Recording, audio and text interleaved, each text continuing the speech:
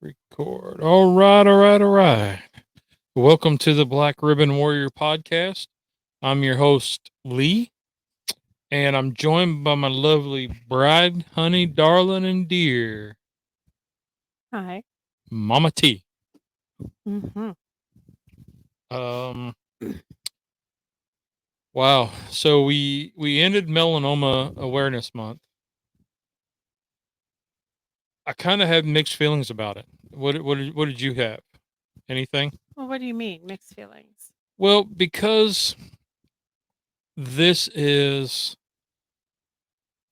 it's very important. I feel like a broken record. Um, but it is very important. And it's something that has changed changed our lives completely. Right. And so I have mixed feelings because I'm still talking about it, but there's only so much people want to listen to about it Well, that aren't going through it themselves. so, when you think about awareness, you think of what to look for. Like that's what are signs that Mhm. you could have cancer, you could have melanoma, you could have skin cancer, and it all boils down to the moles and the appearance of your skin. And so, Yes. unfortunately, that's all the awareness you can give. It we can talk about how it changes things and how it affects your systems and how the treatment is. But that's all the awareness is. Yeah. And what's uncomfortable and discouraging is we did that awareness and it didn't help us a bit because that wasn't our issue. Yeah. And it's still not your issue. You get checked every 3 months by the dermatologist. And with the exception of a little bit of skin damage on the back of your neck on the last visit, he's been like, your skin looks great. Mhm. Now go to see your oncologist. And it's just kind of a backwards kind of way. Here you are Yep. with stage 4 melanoma, But it's not but in your my skin's skin. great. Yeah. It's not in my skin, and there wasn't one source of Mm-mm. origin as a mole or anything like that. So, mine was We probably a mole that had fallen off or had gotten cut out or scraped off or something. years ago. Yeah, and it just like the remnants were still there, But and it grew. that's the thing. It's I with melanoma, I would never tell somebody, check your lymph nodes, Right. check your brain. Like melanoma skin, check my skin. My skin is good. Yeah. And And there's so that's about all the awareness you can do. And there's not a lot of it's hard to find a black ribbon. Um, yes, all the cancer ribbons that you Everything's see pink. for t-shirts or whatever, unless you go to specialty like Etsy shops or something like that, Mhm. they are all breast cancer. And those ladies and some men, hats off to them. They are warriors in their own right. We all are. Right, but it's one of those that it's not focused on. There's no big events, like, you have the Suman G. Komen Race for a Cure. Mhm. Mhm. There is a melanoma miles, and there's a miles for melanoma, Mhm. but there is not a single event around us.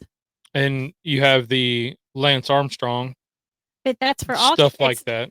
that's for all cancer. But his was His was testicular, yeah, his was popular because and I think his color's yellow. yes, and he's popular because he's an athlete and a uh, dare I Tour de say France. a celebrity of sorts. Yeah, Higher class than than us. yeah, What are you saying? than croc wearing pajama pant mowing grass with starting your lawnmower with a drill type people like me. I was gonna say, that's not me, Yeah. But as I say that wearing your pajamas. yeah, she's wearing my pajama pants today. And she went to work. but she works from home, so it's all cool. And I did cut the grass in my pajama pants and Crocs today with a sun shirt, a bucket hat, and gloves. Was your neck covered? Yes, the sun shirt that I had Had a a hood? hoodie, and as soon as the sun peeked out from under the clouds, because it was really cloudy today, and as soon as the sun peeked out, I stopped, flipped up took my bucket hat off, flipped up my hood to cover my neck, and put the bucket hat back on. Okay, I have a question, and you know this answer. Can the sun still peek through the clouds? Yes, So you should have probably had your hood up the whole time, probably should have. not just when the sun And peeked out. Just saying. yep, yep. In a perfect world, yeah. Yeah. But I did stop and say, "Whoop, hold on a minute." Well, that's progress. Yeah. So, 6.5 in one or 6 in one, half a dozen the Half a other. dozen the other. You know. But no, it's one of those that there's just not a lot of focus on melanoma. We're doing all we can do on this side. Yep. And with that meaning, like, could I reach out to the Miles for Melanoma group? Maybe. And ask to see if there's a possibility of starting one around us. Yeah. Just to bring something here. But I don't know. That thought kind of lost me. But so I'm kind of I did find that group, Melahomie, I can't even say it right. It's like melanoma, but it's homies, Melahomies. Melahomies Unite is the Facebook group that I'm in, and it's fantastic because it's raw. It's this one lady got on there, and I'm not going to say the name, but she was I need to rant, and was talking about how she wanted her life back before melanoma interrupted her life, where because of the melanoma where it was at, she now has a 4-inch long scar, and she can't go tanning. She can't do a lot of the stuff that she used to do. And now there's that terrifying um concern of what's my life going to be like? Why can't I go back to this? And she felt so uncomfortable in her own body. And, she's like, I just don't know what to do. And she's like, I've I can't even say that word right. Contemplated. Yeah, I can't say it right now. Um, Contemplated. she's juggled, Thought about. She's kicked it around about suicide.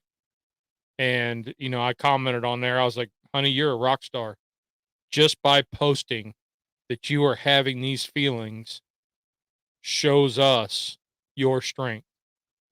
And that's a real concern. I mean, the mental health around a cancer patient, survivor, warrior is incredible. People don't even, it's one of those that you don't know what somebody else is going through until you're there. Right. And, this lady, I completely understand, because I mean, I use the analogy a lot that it's like that show Quantum Leap, where you're picked up out of your time zone, your time frame or whatever, and you're put into this other body with all your old memories. And then you've got to figure out what's going on with what's real, what's not real, and how you right, handle. right. And that's us on a daily. Like, I had it in my brain, and I'm slowly realizing, it's been what, 2 years? It'll be 2 years, August So, 31st. so we're a few months shy of 2 years since I've had this surgery, and it still doesn't seem real. And it was last night we were talking at group, and sharing about it, and it is like you watch Grey's Anatomy, Mhm. and I'm like, that was me laying on that table Mhm. with the guy with the headlamp looking down at my brain to where if he sneezed, I'm toast. I'm so glad he didn't have allergies that day. Yeah, I mean that's And I can joke about it because we have to. we have to. And it's over. I Yes, mean, that part's over. So for now. So I know that everything came out okay. So I can joke about the surgeon having yes, allergies. yeah, Now, if it was there that morning and he was all red sneezing, I'd be like, "Yo, well, do you think you should like postpone this?" yeah.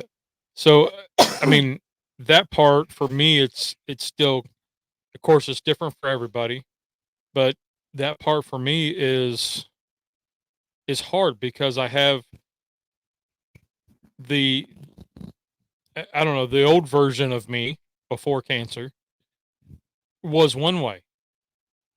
And there was and this was kind of the same when I was trying to go through sobriety. I had the way that I dealt with things and the way that I did things was always with a beer. Always. And then when I was trying to get clean, I had to figure out how do I go through life without alcohol. And that was rough. It was tough. I mean, that was tough. And but you had some sort of guidance. You knew it was like going through the same life but without like training wheels. Basically without the training wheels. And this, oh man, you went from the BMX bike with the to the to the to the 10 speed with the baby carrier on the back. This thing is no joke. It's completely different lifestyle and way of life. Um one comment come up on that group was she's nervous about going to the oncologist, stage 3, whatever, and she's like, "What questions do I ask? Can I still work through immunotherapy?" Now, immunotherapy is different for everybody. For me, because it was in the brain, I couldn't hold a thought. Well, not just that. You couldn't drive. I couldn't drive. So you couldn't do your work. I couldn't multitask. I mean, I could barely do dishes. Like that was you think about hand washing dishes, and that was a struggle. So It took you a long time to even get down to one nap a day. yes, And you kept talking like, "I'm gonna have to go back. I'm gonna have to go back." And I said, "Let's make a decision in December yep, after it was done." And you're like, "That's a long time. We're gonna have to know something. Let's make a decision like this Christmas." And that was after you'd had the brain surgery, after you started the immunotherapy, after you did the targeted therapy. And you were like, "I feel like I need to start thinking about going back. They're not gonna hold this job." And I'm like, "You know what? We need to talk in December." yep. Because as a guy growing up in the cornfield, we had the mentality that the guy worked. The guy was the sole provider for the family, and that you had a job. And if without that job, who were you? What good were you? And because fathers are the providers, and I was slowly learning through sobriety that just being a provider for the house isn't your whole job. That's part of it. You've got to be there for the kids because they have a lot more uh well, there's more to it. You have to be there for them. They have to learn from you, not from just watching. And you have to be present for them to watch you to learn how to do stuff. And with girls it was different than boys You're because still learning the girls. I am. And girls don't necessarily want to come out watch you start up a grill or change a tire unless they feel like they need to learn to do that. And that was something that I'm working on, and I'm like, hey, do you even know how to find windshield wipers at the store? Because my oldest one was like, Dad, I need windshield wipers. I'm like, well, go get them. Well, I'll be in town this week, and she's like 4 hours away. She's like, I'll be in town this week. Can we go get wipers? I'm like, well, just run. You got a Walmart right there. Go get them. She's like, I don't know how. Oh, Yeah, you forget that these things that came natural to you, they don't come natural to them. yep. And I know how because I didn't go from my mom and dad's house to being married to you. Right. So there are things I know how to do. But there's also a part that I'm like, you know what? My dad always did this. Yep. You can do this. And realistically, sometimes I think I shouldn't have to ask you to do this. If I'm like, hey, I need my oil changed, that's a key. Like, okay, I'll go do that. Where in reality, until I started working from home, I did all the oil changes. And Part of it was by that, she would go to the place. yeah, I and get it done. didn't do them by hand. She wasn't crawling underneath the car to do it. But part of it was you were working, but then part of it was just you would just say, babe, schedule to have this done and you can take this in and do it. Yeah, because your time was flexible. My time was different, and I'm fairly independent in a lot of things, but Yeah. it didn't hit me that our children didn't know how to do these things. Right. And so with the cancer, it basically wiped me out to where my body said nah, where my mind was torn because it says, buddy, you used to do this, you should be able to do this, but my body said, nah, you ain't ready, buddy, you ain't ready. Right. I think that was the majority of our fights. Yes. Because I could see you weren't ready. Yes. And I could see the wear and tear it took on you, and therefore the wear and tear it took on all of us, and the fear that it triggered for all of us. And it was a tough thing because as a guy, you got to have these things where you're like, I can do this. I've got to show myself that I can do this, that I am still me, even though this new version of me is wonky, completely different. I mean, we're talking, you're in a whole different mindset. Your body's telling you, no, we ain't doing this. And you just like, I don't even know. And it's one of those things that it's like, I know that where your cancer was, it doesn't do a lot of like decision making, but I feel like you lost the ability to make that decision making. Like you could make decisions like, do I want water or do I want coffee? You could do that.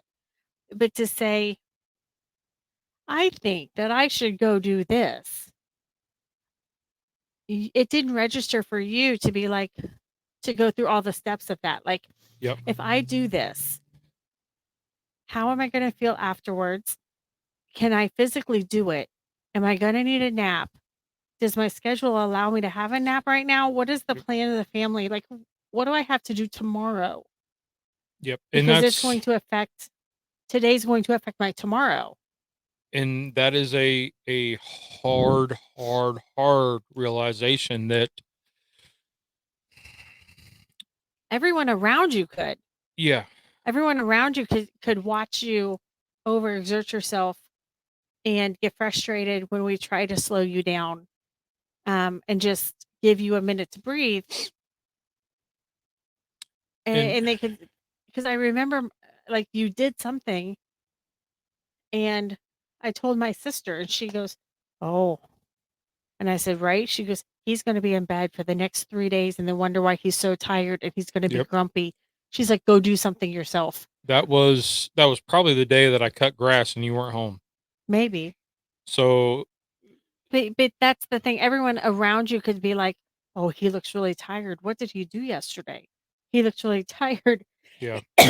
And you were like, stop telling me I'm tired. And you know, Stop telling me I can't do something. and before, you know, I would be able to I was working 12-hour shifts, come home, hour and a half, cut the grass, push mowing, and done. Go, you know, get a shower and go to bed because I was working nights. And that was a normal thing. Mm-hmm. And to not be able to walk the yard, just walk in the yard, picking up pine cones with the hand grabbers and a 5-gallon bucket.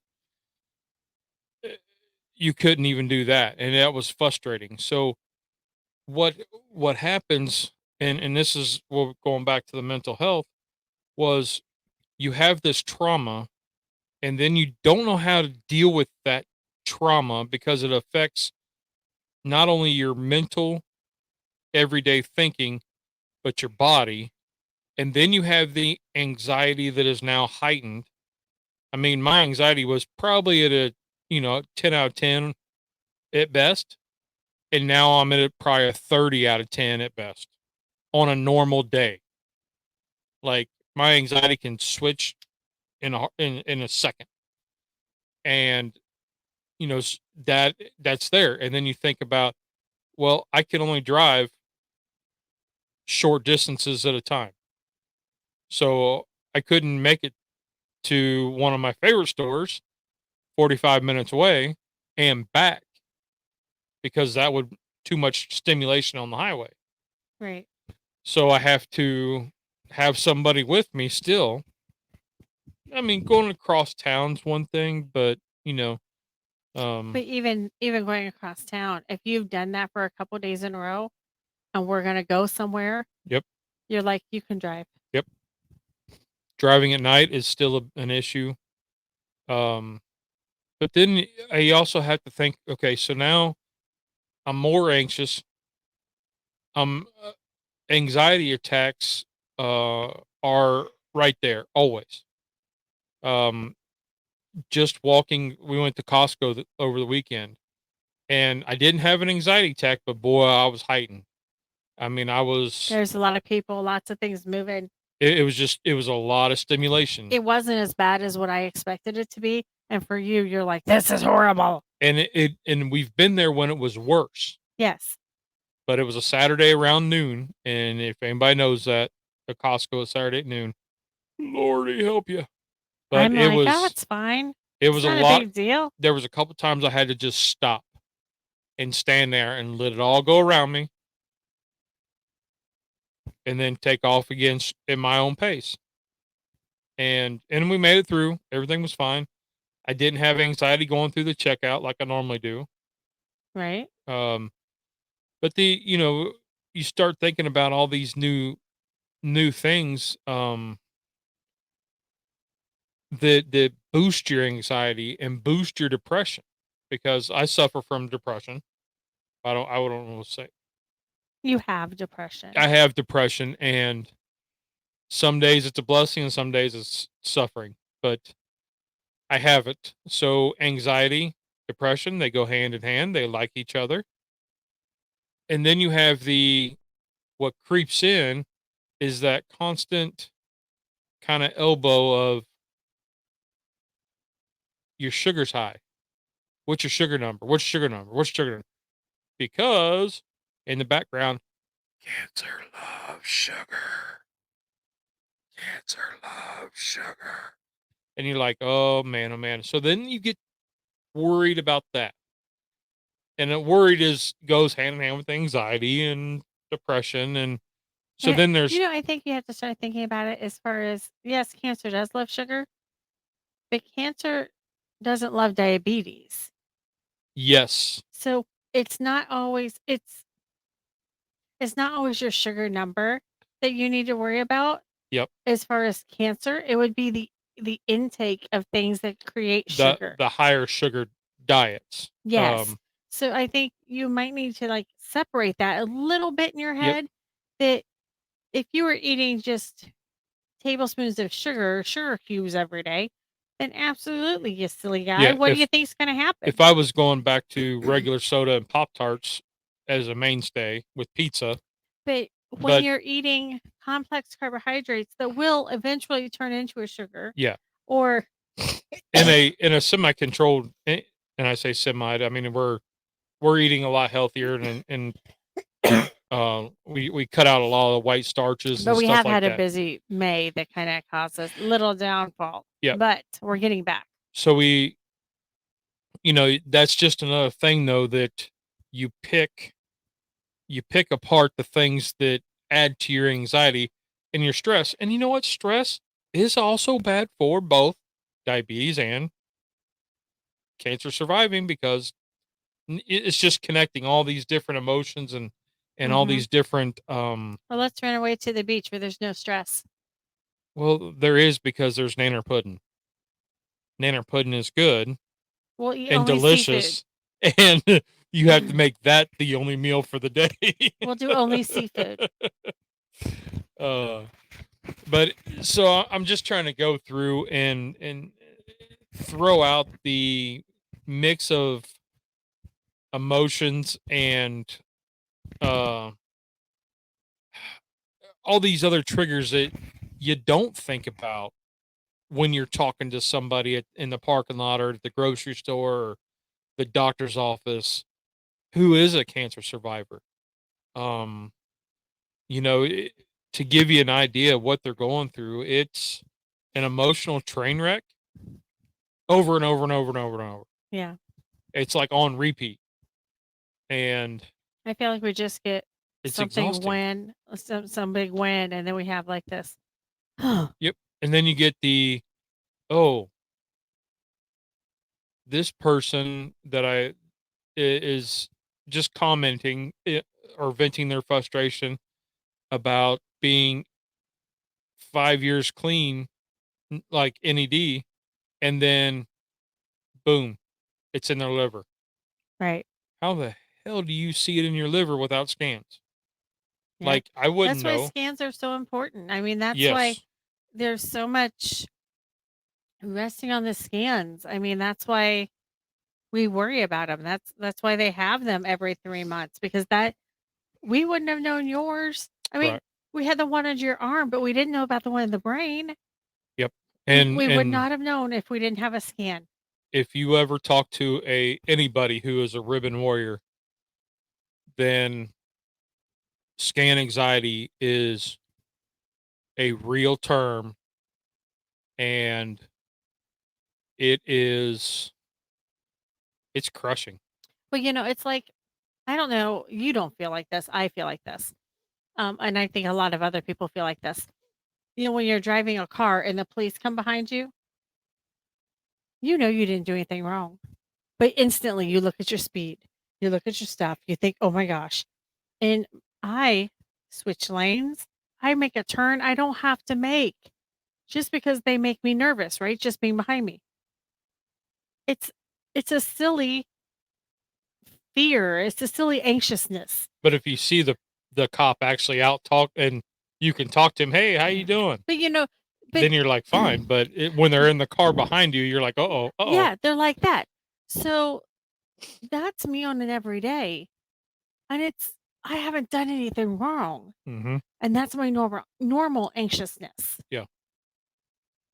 That is not even close to what this life and death kind of scan anxiety feels like. Yeah. And for me, I know I don't sleep well. yeah. My stomach is sick for days. I'm moody. I'm grumpy. And it's not me. Yeah. Like, it's your scans. Yeah. And for me, it's like the 2 weeks prior, it starts building and building and building and building.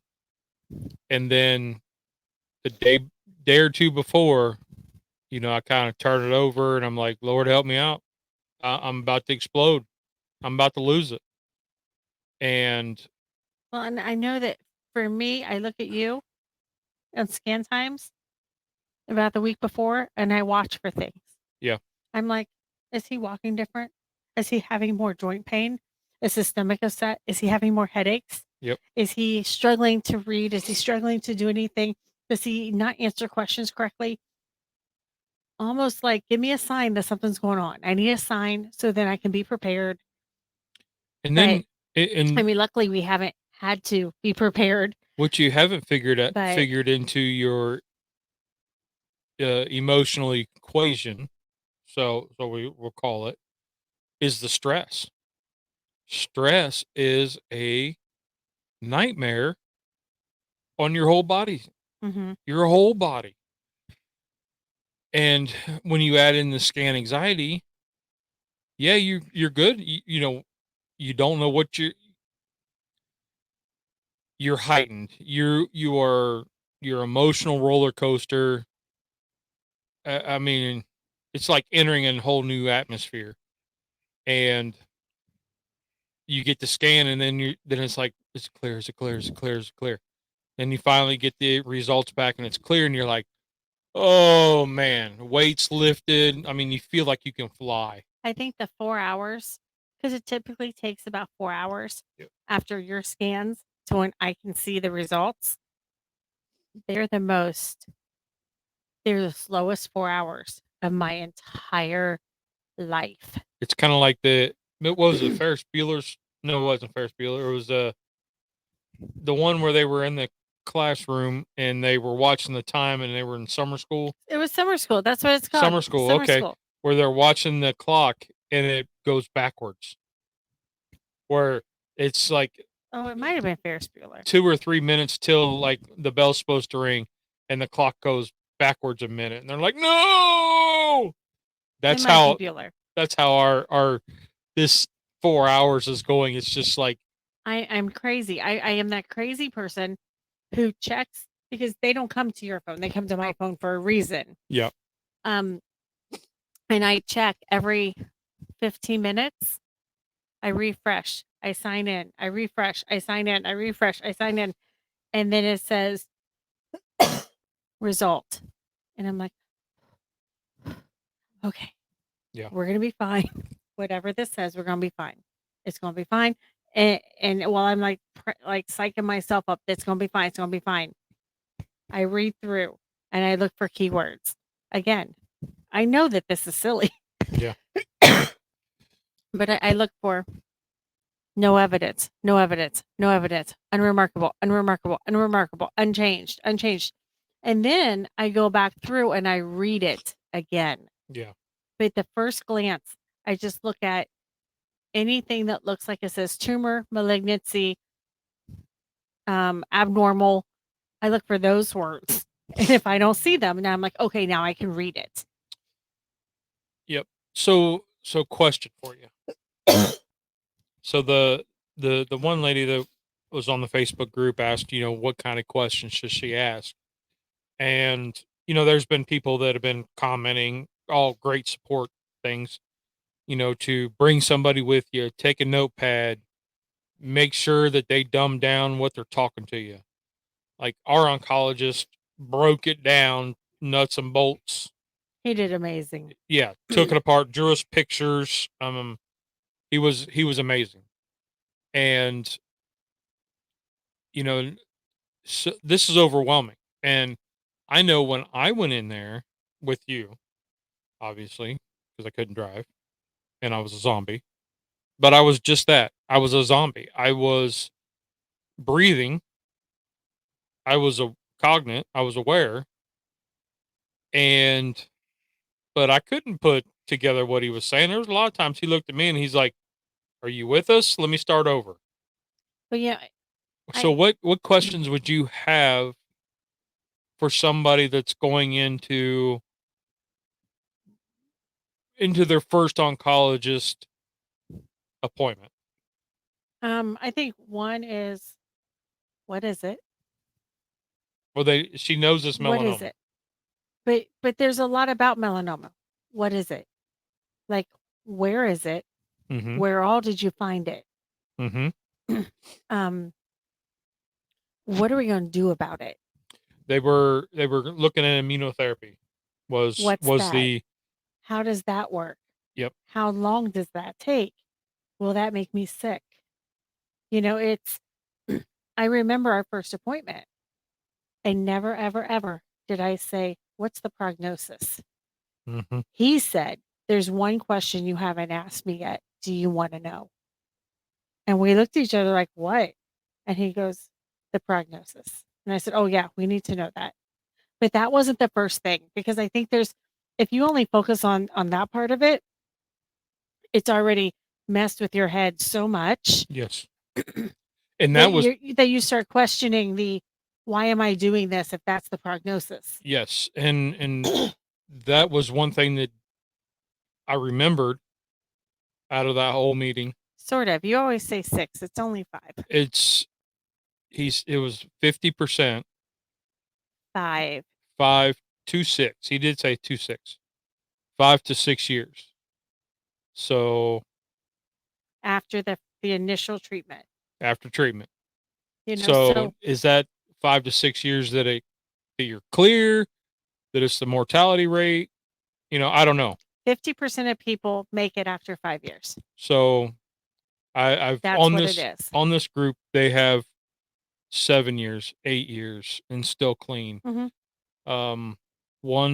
One story came in that she had just had scans.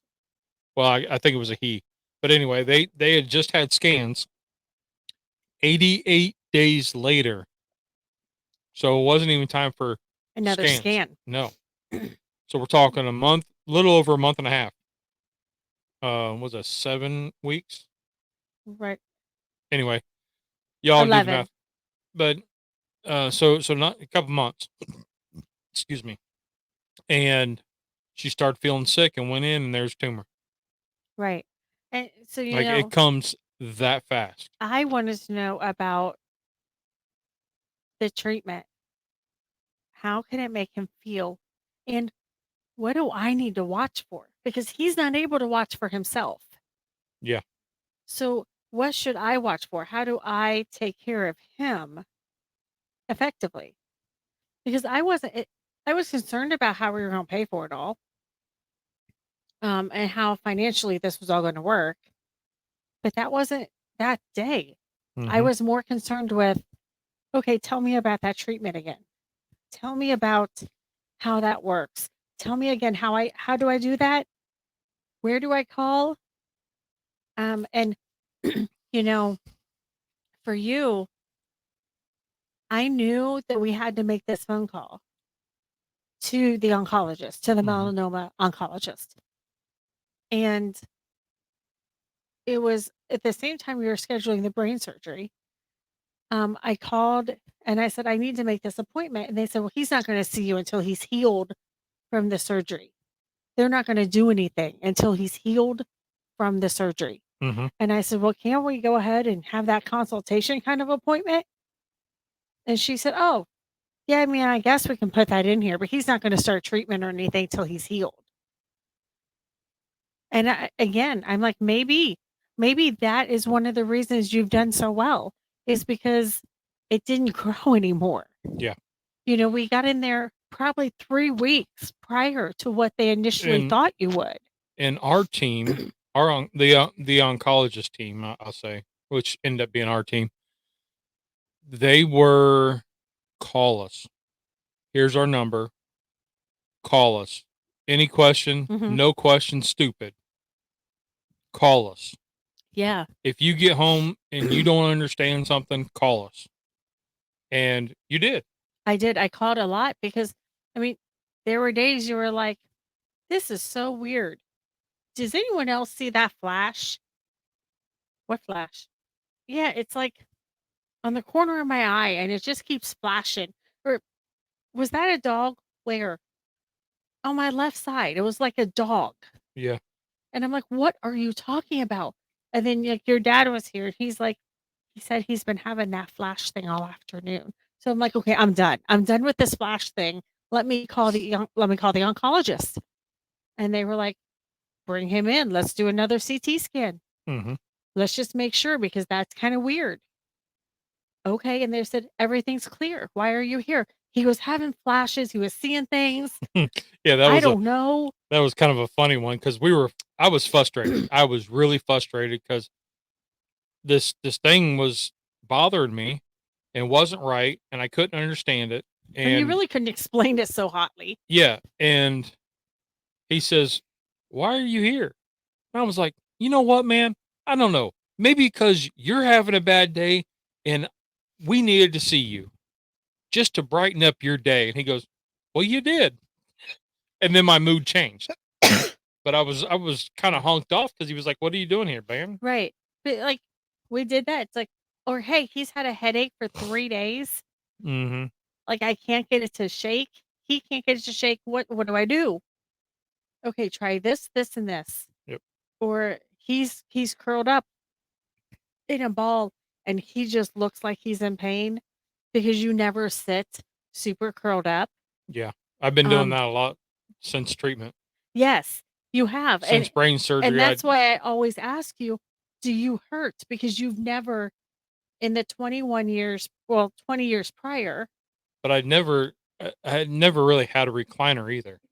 But even on the couch, you Yeah, always would yes. sit with your legs Straight out, outstretched yeah. and and now you're more curled up than you've ever been in our entire relationship. And I think it's because the fat kid in me is scared. Maybe you're scared. Maybe that's your body preserving itself. And I think, and it's more, I think that could be part of it is the fat kid in me is scared. Yeah, I mean, I knew when it was painful because you looked like you were in Yeah. pain. Every motion looked like it hurt and you winced and I called them on that and you're like, "Stop calling them." And I'm like, "They told me to call." And what makes it more difficult is because of all the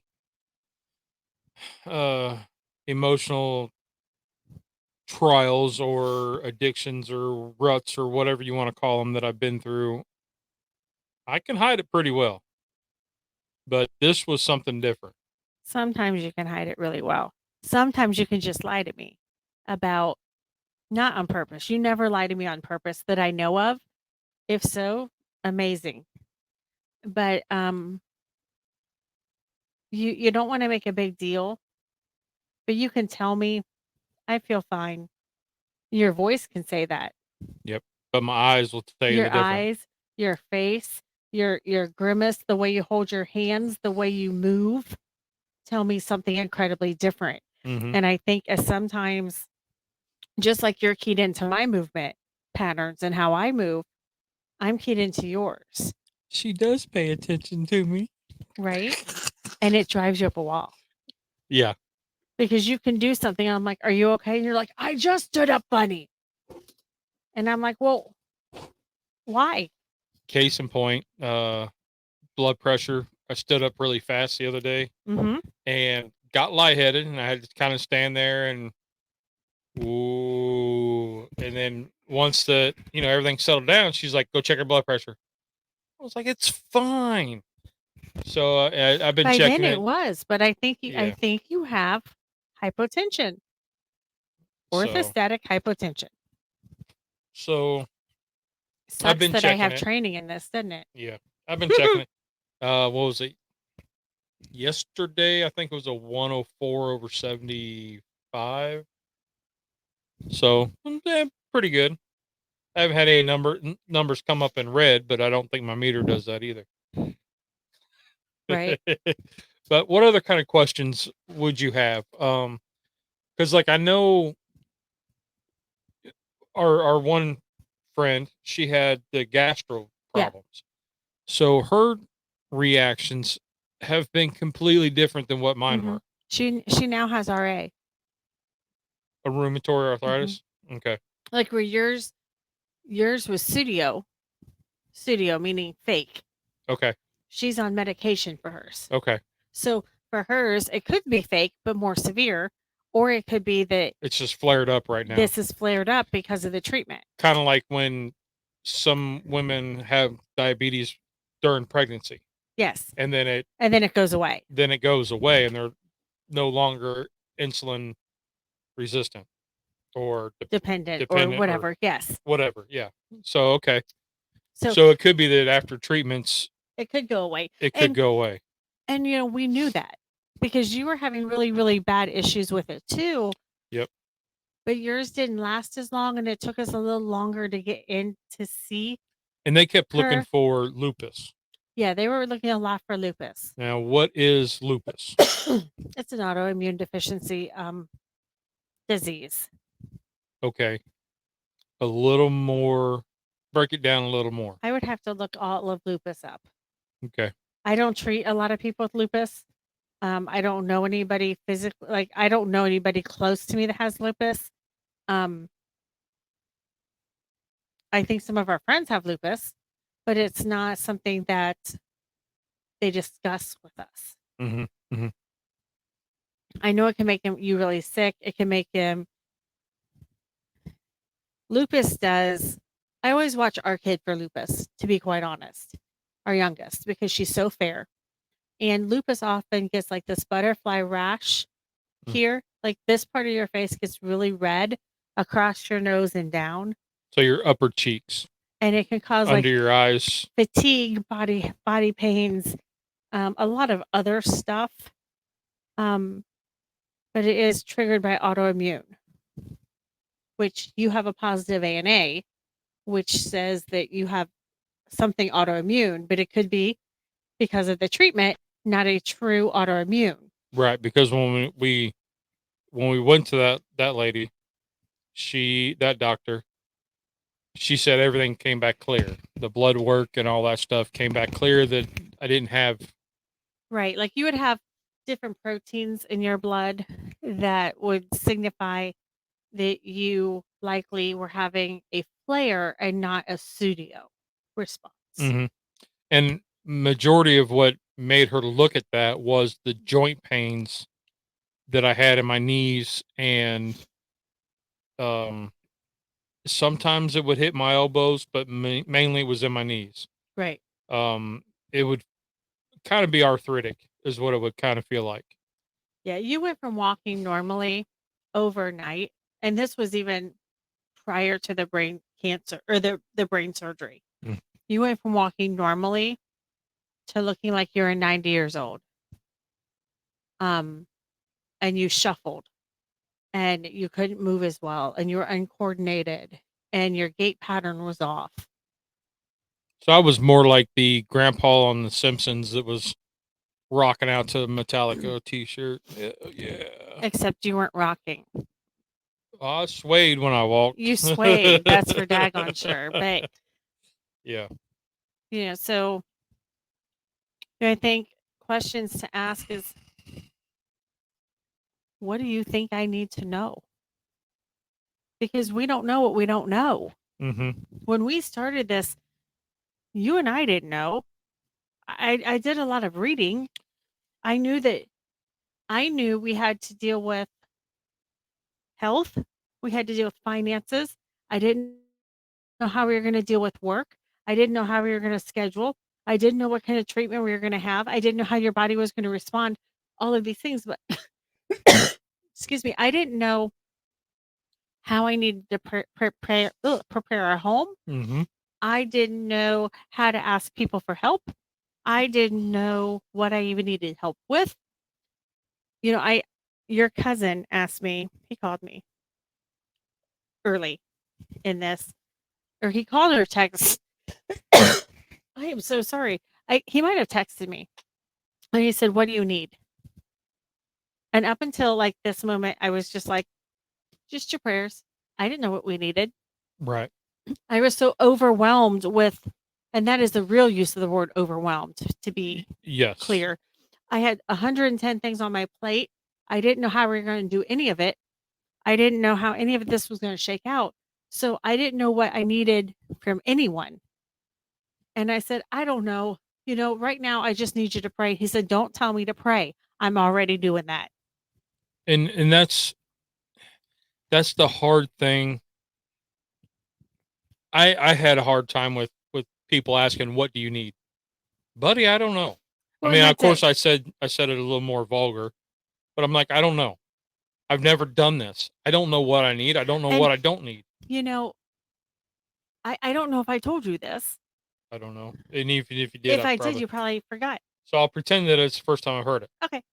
So the couple that would bring us dinner, she often would call me and say, "What do you want to eat tonight?" And I'm Mm-hmm. like, "Oh, I don't know." Um, and her husband told her, and they shared this with me. Um, Stop asking her because she has her head going in 100 different ways, and now you've put more pressure on her Mm-hmm. to figure it out. We're just going to pick something and we're going to take it. Yep. But stop asking her what she wants because that's adding more stress to her to have to decide and be like, "Oh my gosh, is this out of their way? Is this too expensive? Um, is And this me asking for too much stuff? Is this whatever?" He's like, "Stop asking. We're just going to do a blanket. Do you like this kind of food?" yeah, Yes. Okay, great. If I said no, they said, "Okay, great." like she would. I remember she would text and say, "How does Greek sound tonight?" Yeah. And I was like, "I think I like Greek. Greek sounds good." Yeah, and or we're thinking like it turned out to be.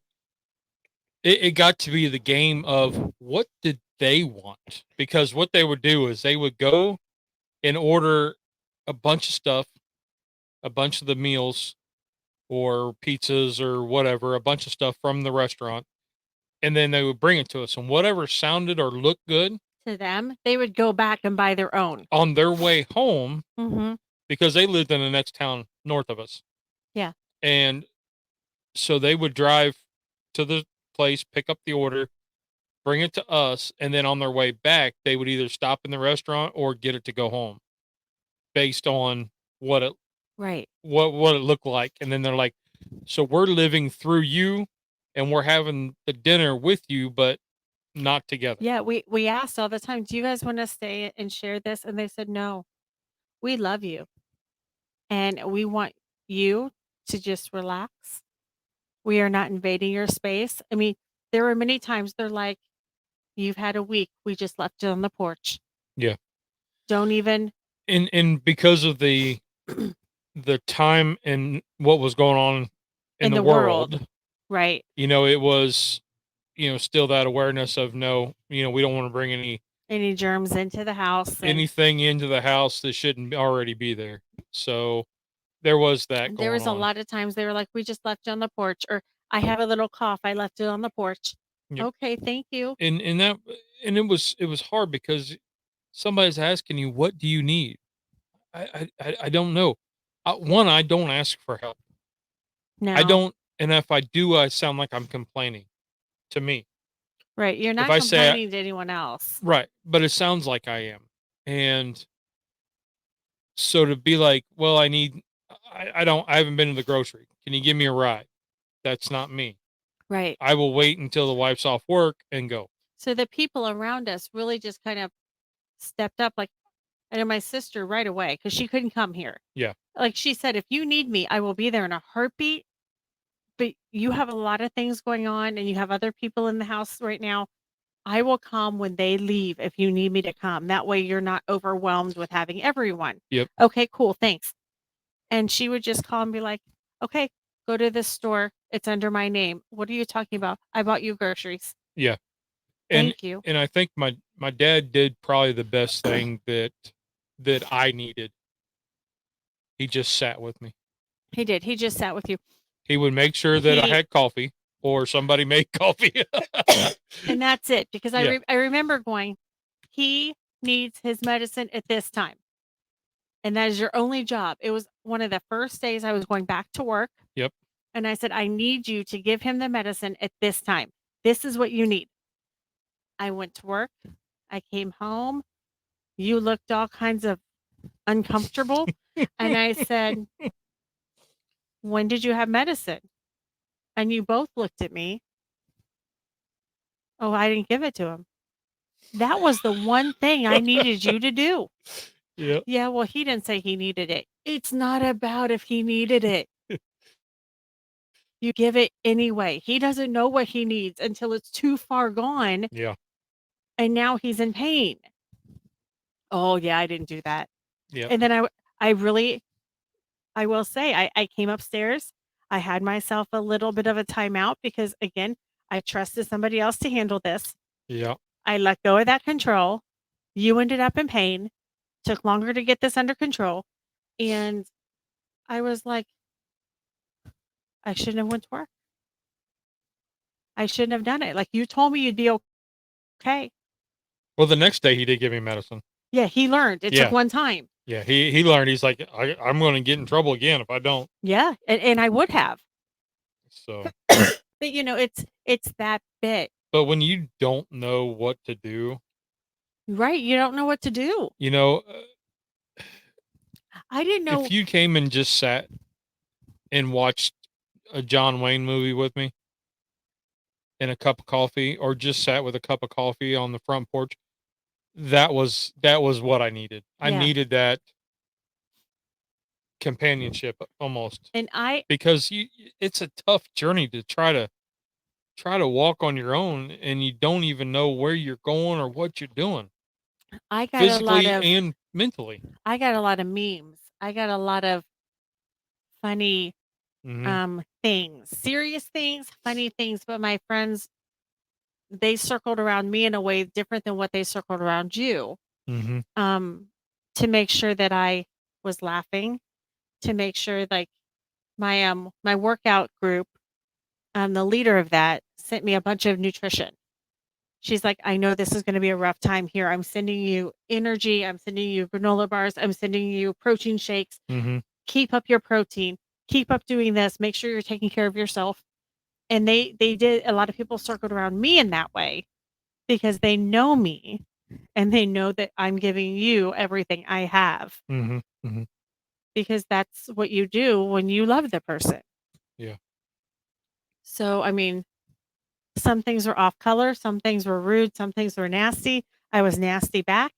Um, but it was all and nasty just in there were days I was really ugly and down, and they said, "Okay, we hear you." One of the things that I think was really helpful and beneficial because was the meal trains. Yeah. So we had a couple different meal trains that went up, and people would make something or whatever. They would pick a day and bring you a meal. Mhm. And growing up, I remember, being in Ohio, being in Ohio in the Midwest, we are the casserole for every occasion, right? Mhm. And that's what when somebody died or somebody was sick, everybody would. I mean, that was how you showed love, is you took them a casserole Right. or a dessert, and then you end up with a refrigerator full of casseroles or So, desserts that all expire advice at on the the same meal time. train. If you're doing a meal train for somebody, do it every 3 days or every 4 Yes. days. Don't do it every day, So, because a lot of people were like, "I brought you 2 pans of lasagna. I brought you this." And the person who's sick isn't really eating very much. The person who's taking care of them really isn't eating very much because they're so nervous and upset and they're anxious and they're not eating. Or and they're so busy and because they're doing everything. the kids, if they're of age and they're able to get out of the house, They're running. will be out of the house because they don't want to be that's their escape. They don't want to be, in it. Right. And with good reason. Yes, yeah, yes, but they will be out as much as possible. They don't want to, if they are in, it's to check in. Hey, how you doing? And then, oh, I got to go, quote unquote, study, which is just go up and watch a movie and get out of But the trenches, I so to know there were speak. a number of days that we got more than one meal and more than 2 meals from a day of a meal Mm-hmm. train that I was like, "Oh my gosh, I don't even know how to eat this food, how to put it in the freezer. Can I freeze this?" Mm-hmm. That was a common thing. I would ask my best friend in Ohio, "Can I freeze this?" Yeah. Um, And be, certain casseroles don't freeze. They So, freeze. Everything will freeze, but certain things don't taste as good when it's thawed out. and then knowing that we had our Friday night dinner, folks, Yeah.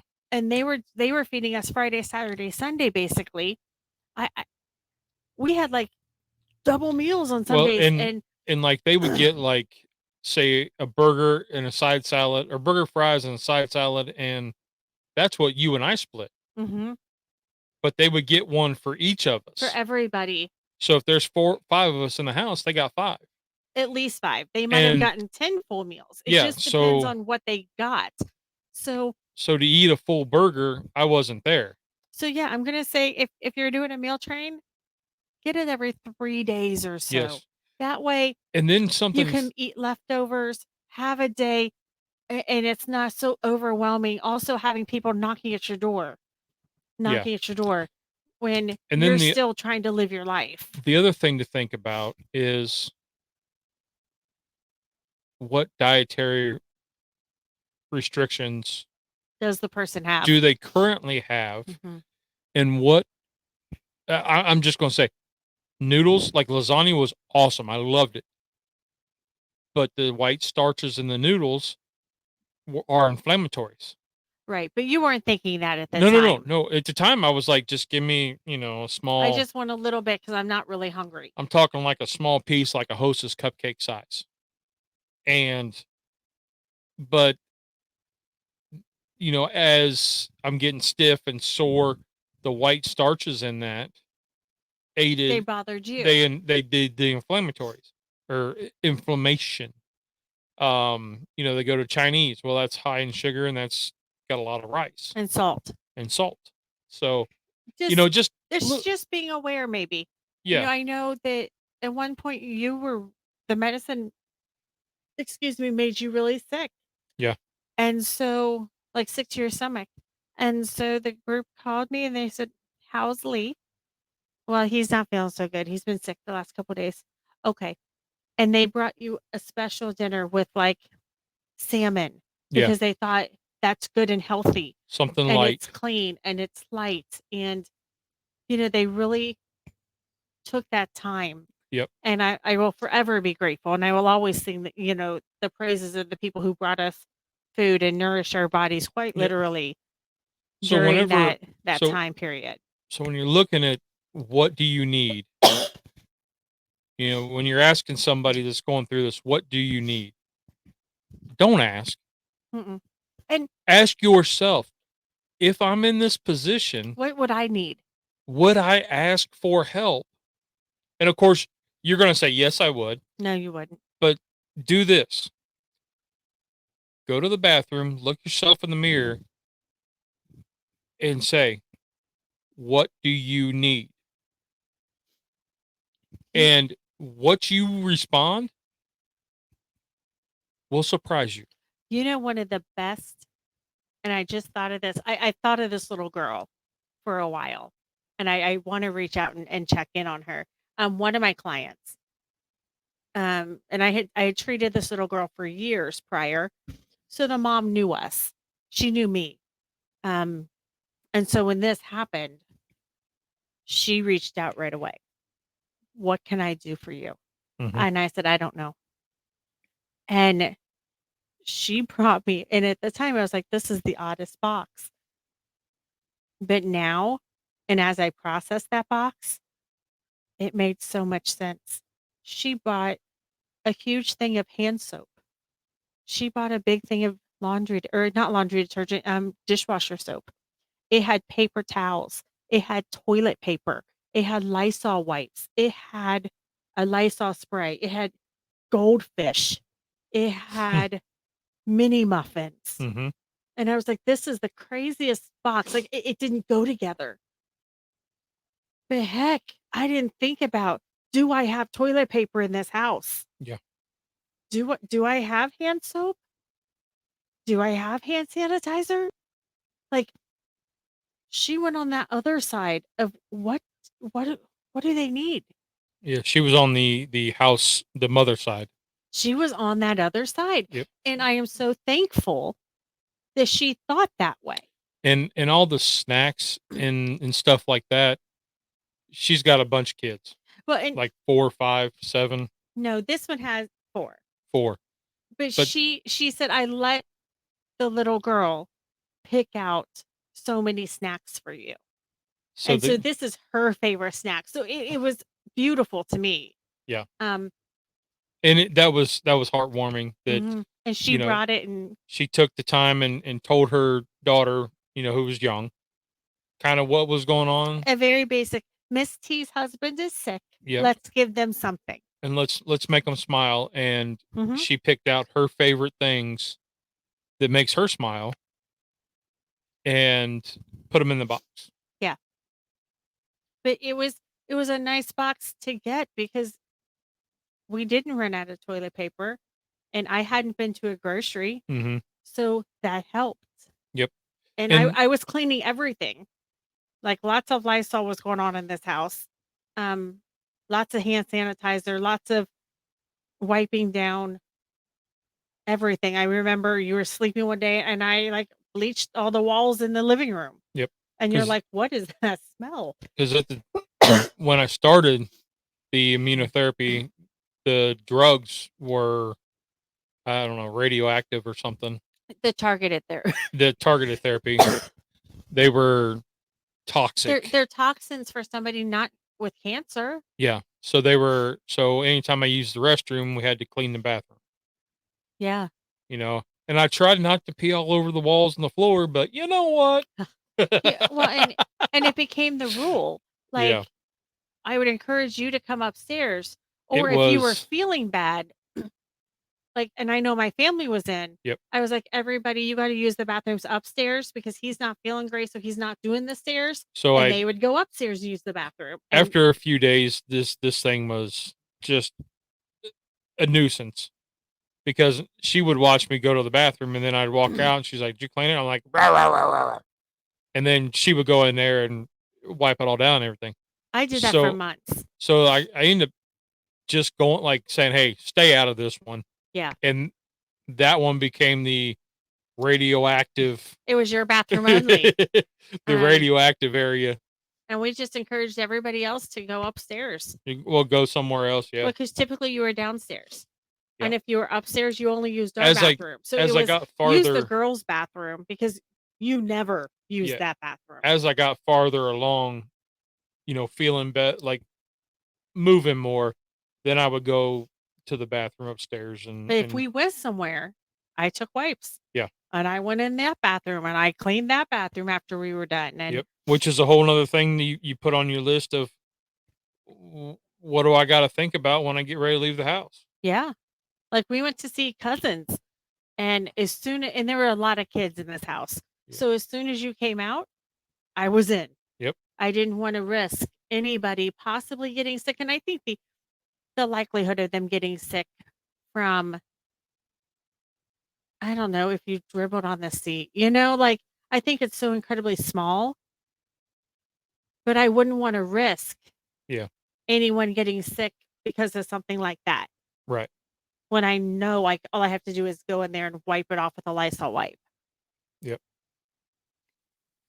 So But I hope that answers a few questions that maybe we've probably already covered, but maybe we didn't. yeah, or maybe you need to hear it in a different way Yeah. or in a different light because we all have those things that you've heard it 110 times, but it's that 111th time that it finally made sense. Yeah. And our journey has, I'm an open book with it. And if I don't know, I'll tell you I was a zombie. Uh There's and there's very few things that I have kept private. yeah. And there's a couple things that I've kept very private. And I'm not open to sharing, but overall, we will share whatever we can share.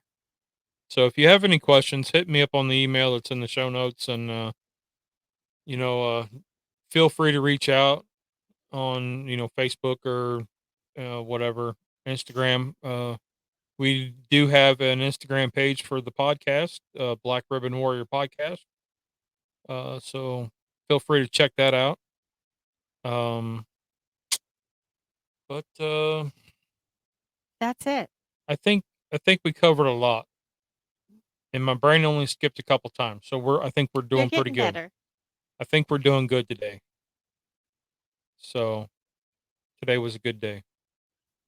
All right. Well, let's get off here so we can go do the rest of the things we have to do tonight because our day is not over. That's true. So, all right. Well, take it easy, everybody. Warriors, We commend you. you Truly. are my hat's off. You guys can't see that on the podcast, but I'm taking my hat off. You guys are not alone. You are rock stars. Caregivers, I know exactly what you're feeling. Yep. If you're a caregiver, you are a rock star. Be that reason why somebody smiles today. It makes a big difference. All right. Well, let's get out of here. All right. Bye. Bye.